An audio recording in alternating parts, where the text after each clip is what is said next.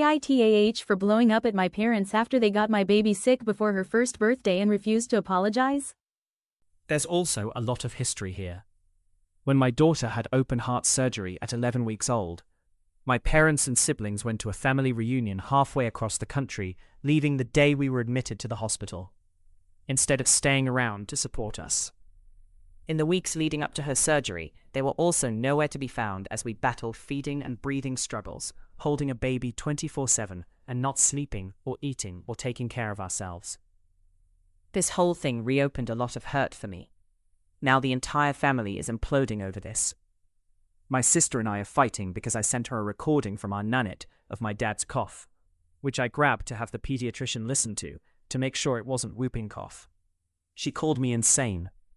I don't think it was that crazy and was just hoping one time she might take my side.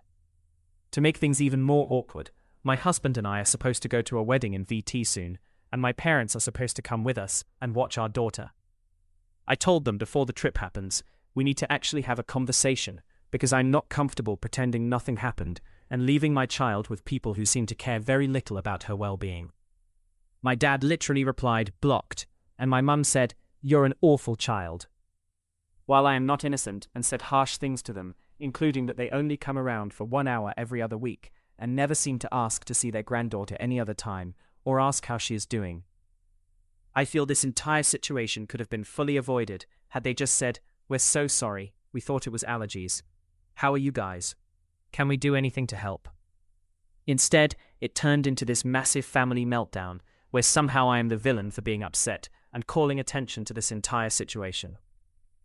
This happens about 4 times a year where my family does something, I try to talk about it, and I am labeled as emotionally unstable.